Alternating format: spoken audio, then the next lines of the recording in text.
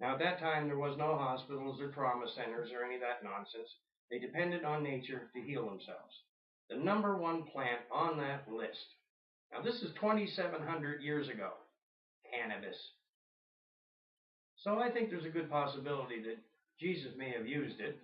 And on top of that, through the Bible, they have different names in there, like the aromatic cane and things like that. And they mean cannabis. And reading the Bible itself, it says, a plant of great renown shall arise. Well, guess what? It's arisen. Yes, there's also the mention of the plant for the healing of the nations. The tree of life, and that's the hemp plant. And it's the plant of great renown, I believe, continued to say that it was, you would no longer suffer the boot of the heathen on your neck. Right. In conjunction with that quote. And one last thing here I'll stick in about the Bible as well, whether people realize it or not, other than the breath of life which God breathed into man. The very first gift that God gives man is, you got it, green herb that bears seeds. Forever, the Bible says. Well, people have got this issue misconstrued with the hard drugs, and they've always lumped cannabis in there with the hard drugs, which is idiotic.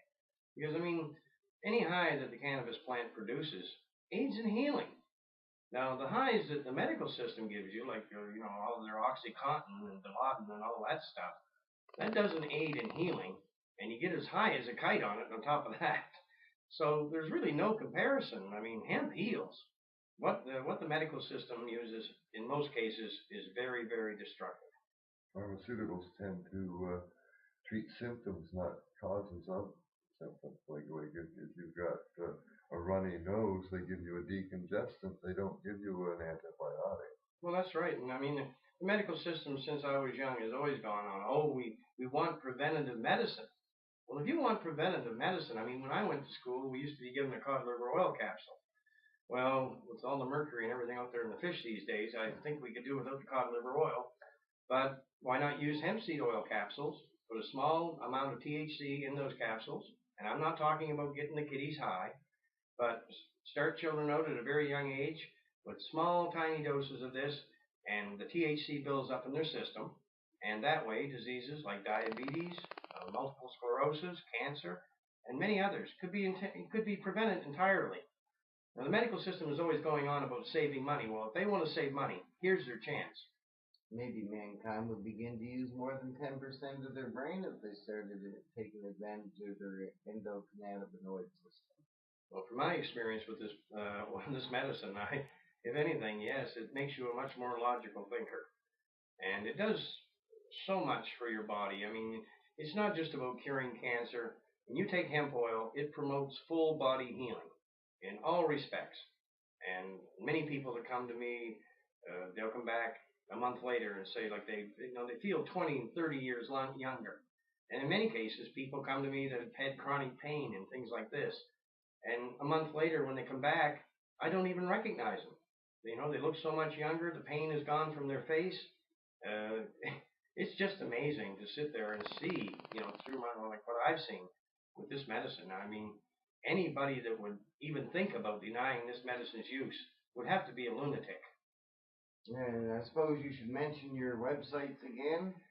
Our website is phoenixtears.ca, or if you would like to, you can watch our documentary on YouTube through that site, or you can go to phoenixtearsmovie.com and you can watch the whole hour-long documentary. Right, if you have high speed, you can download it free of charge.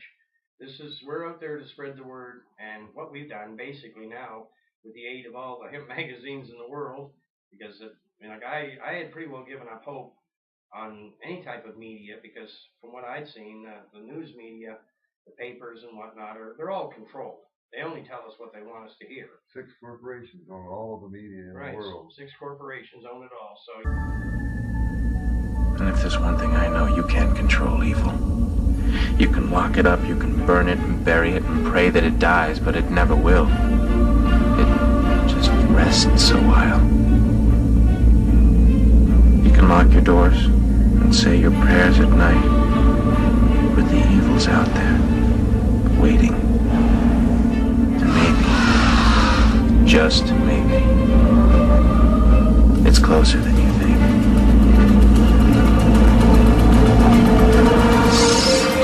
You know, they're not telling us the truth. So I got to the point that I didn't think that the hemp magazines were any different. And then all of a sudden in Europe, and Weed World in England was the first to bring it out last spring. And then I wrote a big article for them in June, and they've been pursuing. And I think it was in September they brought out a special limited edition, and it was all about the hemp. There was 4 or 5 different articles in there that I wrote, and so I really take my hat off to Weed World for being the first to come out, you know, and bring it out right in their magazine. And I have to take my hat off to High Times because they were the first to put on their cover, "Cannabis Cures Cancer." I'm very surprised that we haven't heard Dr. Mellymead mentioned. I haven't heard much about Bob Malamede in the last while, but Bob Malamede is definitely one of the best known and most knowledgeable hemp researchers on the planet. I mean, the man teaches hemp medicine, and he's an expert on the endocannabinoid system. He's a college professor in Colorado.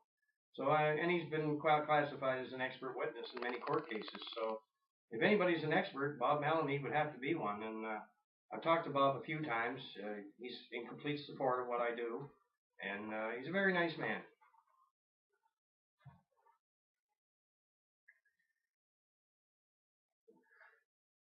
We got dead air here. Yeah.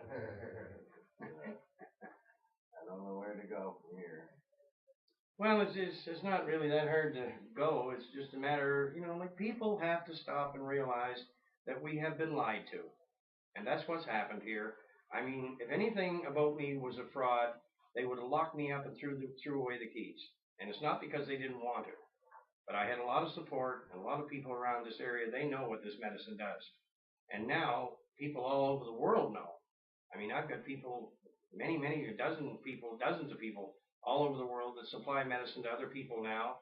We've got literally thousands and thousands, tens of thousands making them, the oil, you know, for loved ones and people they care about. So, I mean, there's a good portion of the world that actually smokes hemp anyway.